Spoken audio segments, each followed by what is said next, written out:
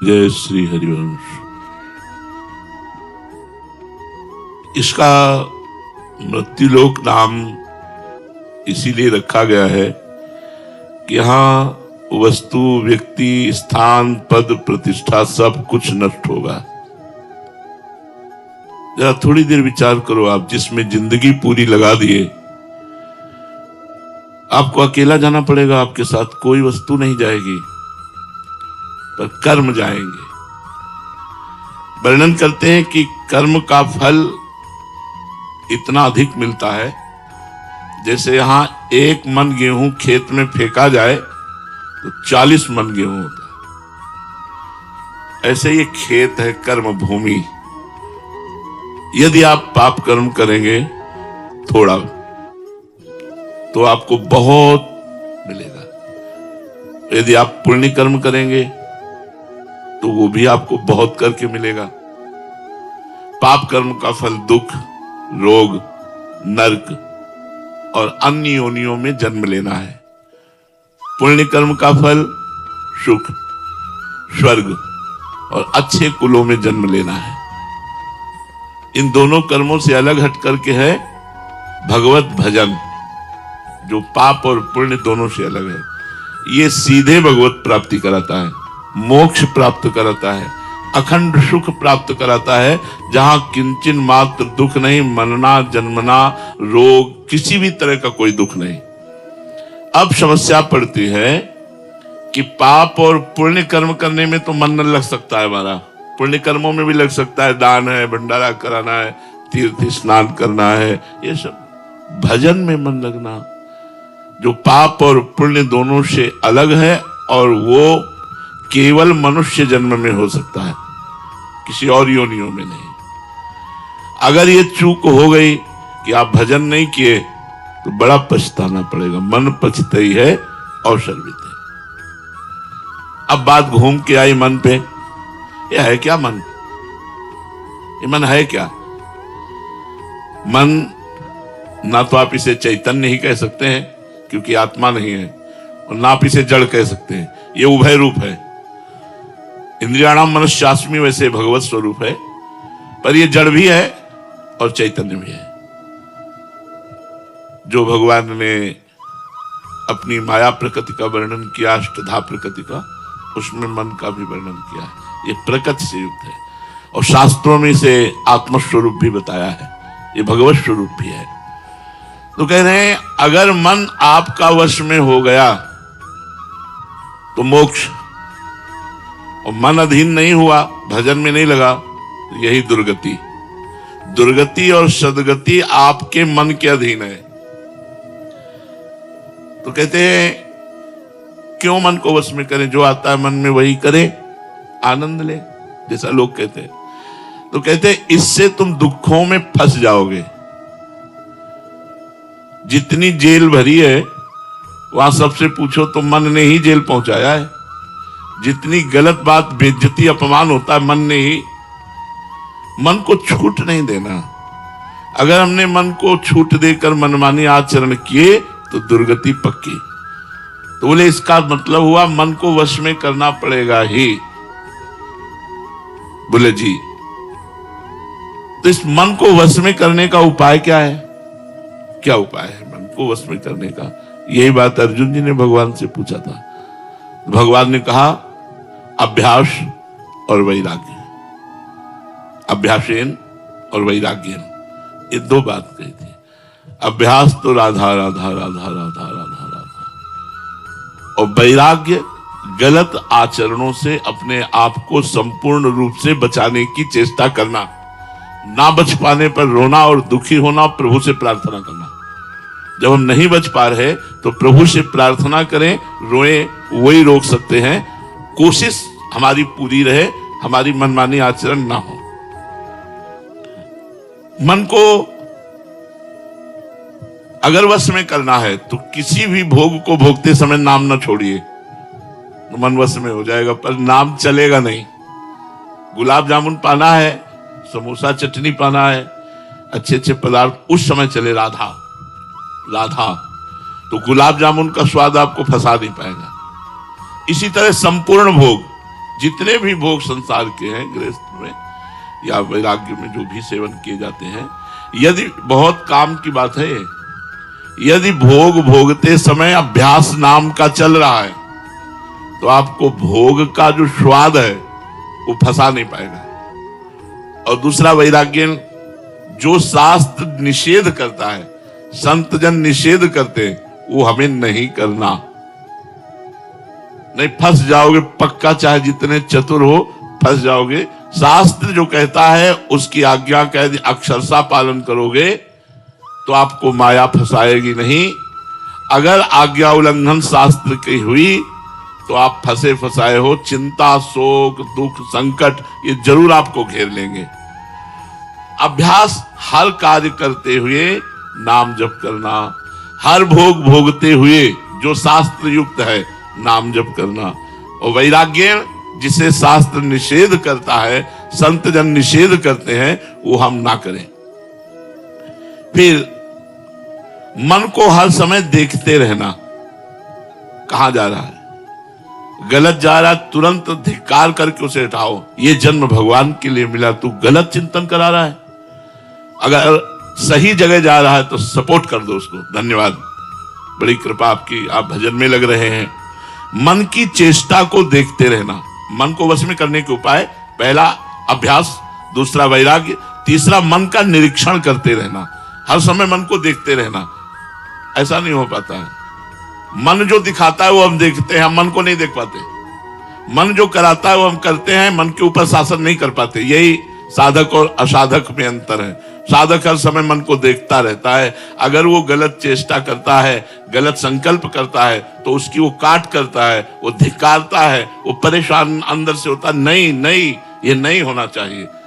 तो फिर मन सफल नहीं हो पाता है, क्योंकि वो साधक है, भगवान का भजन करता है। चौथा, गलत आचरण के लिए मन जब कहे तो हमें चलना ही नहीं है गलत आचरण में। चाहे वो जितना कहे, वो इतना कहेगा कि आप व्यथित होकर वही कर बैठेंगे।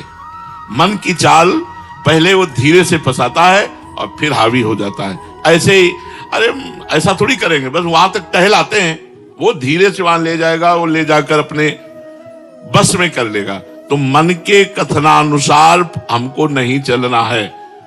तस्मात् शास्त्रम प्रमाणम ते कार्याकार्य व्यवस्थितौ, कार्य और अकार्य करना क्या है, क्या नहीं करना, इस शास्त्र के अनुसार चलना है। मन को बार बार भगवान की बातें सुनाना, इससे बस में होने लगेगा। अगर आपको ऐसा अवसर नहीं मिलता, बात वैसे तो अवसर है ही, मोबाइल भगवान है। आप संतों की वाणी, भगवान के पावन प्रवचन, पावन सत्संग, आप थोड़ी थोड़ी देर में आप सत्संग सुनते रहिए, आपका मन वश में होने लगेगा। और नाम को देखना, जैसे हम राधा जप रहे हैं तो राधा नाम देख करके राधा राधा, इससे मन बहुत जल्दी वश में होता है, पर लगता नहीं। अगर लग जाए तो बेड़ा पार हो जाए। मन को श्वास पे एकाग्र करना, जैसे अब हम नाम जप कर रहे हैं तो 5 नाम जप किए, ये गिनवाए मन से कि 5 नाम जप किए। अब श्वास छोड़ी तो 5 नाम जप किए, ये मन को गिनवाओ।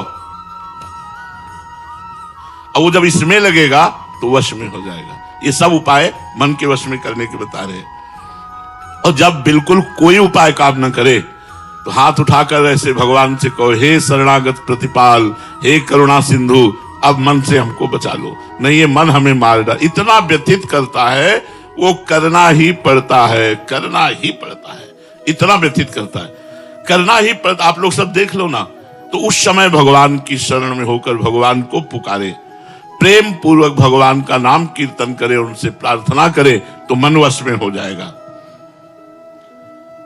मन को वश में करने के लिए नियम पालन आवश्यक है। एक दिन सत्संग में यही कहा था यमुना किनारे कि आप 10,000 नाम का रोज जप का नियम लीजिए, आगे भगवान देखो तुम्हारा कैसे मंगल करते हैं। हाथ, हमने कहा था हाथ उठाइए, लगभग सबने उठाया था, लेकिन कितने लोग 10,000 नाम जप उनमें से करते होंगे? नियम में ही इतनी सामर्थ्य है कि मन को वश में कर लेता है। जो नियम, वो नियम, मरना जीना, दुख सुख हानि लाभ, इसकी कोई परवाह नहीं। नियम से मन वश में होता है। उठने का नियम, खाने का नियम, जप का नियम, जो नियमावली होती है, दिनचर्या होती है, वो प्रायः गृहस्थी में बहुत कम लोग कर पाते हैं। विरक्ति में तो नियम से ही चलना ही होता है, और जो विरक्ति से नियम से नहीं चलता वो साधक नहीं है। पर गृहस्थी में भी यदि नियम से चले तो मन वश में हो जाए। मन को वश में करने के लिए नियम लेना आवश्यक है। मैं ये नियम लेता हूं, अब बार बार खाना, बार बार ऐसे करना, इससे मन तुम्हारा चंचल रहे। नियम ले लो, एक बार 11 बजे से 12 के बीच में भोजन करना है, एक बार 7 से 8 के बीच में भोजन करना है, बस बीच में पानी के अलावा और कुछ नहीं। कुछ नियम लो। एक बार दिन में भोजन करके अगर आपको ज्यादा मेहनत नहीं पड़ती तो काम चलाया जा सकता है।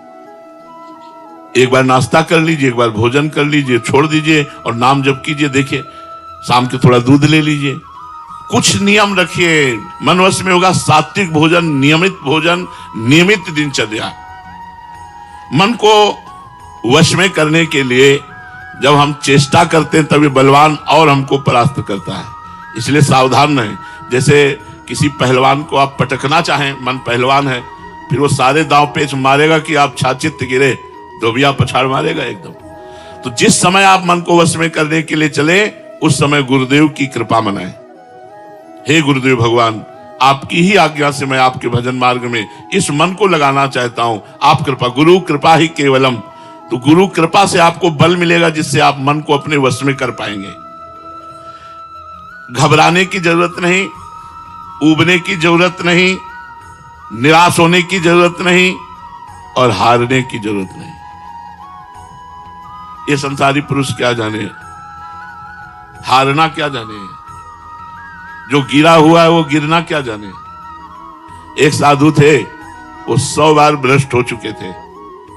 उन्होंने सोचा बात कर ले, अब हम नहीं भजन कर पाएंगे। एक पेड़ के नीचे बैठे थे, सोचते थे इसी की डाल में हम कर लेंगे। तो देखा एक चींटा चढ़ रहा है, फिर गिरा, फिर देखा वो फिर चढ़ रहा है, फिर गिरा। कई बार चढ़ने पर गिरा, एक बार चढ़ गया। तो उन्होंने कहा यार हमको भी प्रयास करना चाहिए। बस फिर साधना में लगे और भगवत प्राप्त हो गए। ऊबना नहीं, घबराना नहीं, निराश नहीं होना और हारना नहीं। अपनी साधना में चलते रहना। यदि भ्रष्ट हो जाओ तो भी, यदि गिर जाओ तो भी, नियम टूट जाए तो भी, अगर गलत मार्ग में कदम चला गया तो भी हम प्रयास नहीं छोड़ेंगे तो हम जीत जाएंगे। प्रयास छोड़ दिया तब तो फिर सब बेकार हो जाएगा। नाम जप करना, बार बार भोगों से मन को हटा के भगवान में लगाना।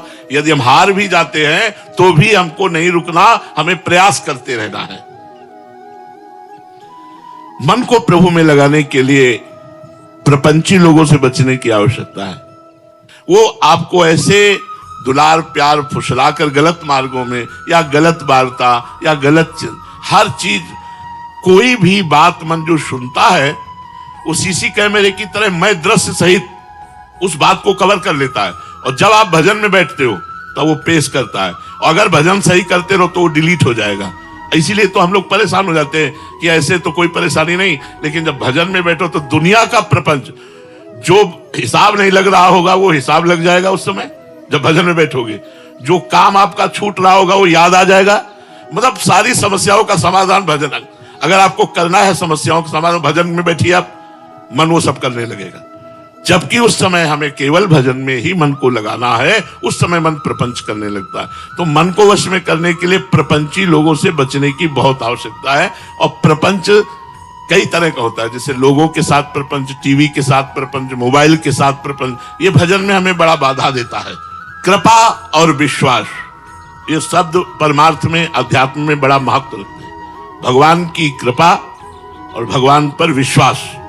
जिसको भगवान की कृपा और भगवान पर विश्वास है और अभ्यास, पुरुषार्थ, प्रयत्नशील है, वो मन को वश में कर लेता है। मन को वश कर रहो नित राग द्वेष विहीन, विषयों में विचरो उचित हो कभी न लीन।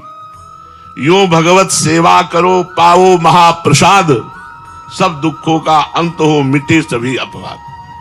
यदि भगवान के आश्रित होकर भगवान को अर्पित किया हुआ भोजन पाते हुए, नाम जप करते हुए, कोई प्रपंच नहीं, कोई राग द्वेष नहीं, तो आपका मन आपके वश में हो जाएगा। अब जब आप मन को वश में करने चलेंगे तो आप में पावर एकत्रित होगा। बड़ी सावधानी की बात है। अगर आपने संकल्प करना शुरू किया और वो संकल्प पूरा होने लगे तो क्या कराया मन वश में फिर फिसल जाएगा। जैसे ऐसा हो जाए तो ठीक है और वो चट से हो गया, ऐसा हो जाए तो, क्योंकि आपने पावर एकत्रित किया ना मन को एकाग्र करके, अब वो पावर आपने संकल्प में खर्चित कर दिया। तो कह रहे जो भजन करने वाले लोग हैं उनको किसी विषय का जल्दी संकल्प नहीं करना चाहिए। मन संकल्प, चूंकि पावर मन को एकाग्र करने से होता है, तो जो संकल्प किया अगर वो सिद्ध होने लगा, वो चीज आने लगी, तो आपका पावर जाने लगा, मन आपका फिर कमजोर हो जाएगा। इसलिए कहते हैं कि अगर मन में कोई इच्छा उत्पन्न हो तो उसे इच्छा को भगवान को दे दो। प्रभु मेरे मन में इच्छा आई, अब आप देखो पूर्ण करना हो तो ठीक, और नहीं पूर्ण तो अगर पूर्ण होती है तो हम अपने मन की ताकत ना माने, संकल्प ना माने, हम माने हरि कृपा से पूर्ण हुई है। तो हमारा मन फिर भगवान के मार्ग में, अगर कामनाओं की पूर्ति कराते रहे तो भगवान के मार्ग में आगे नहीं बढ़ पाएंगे।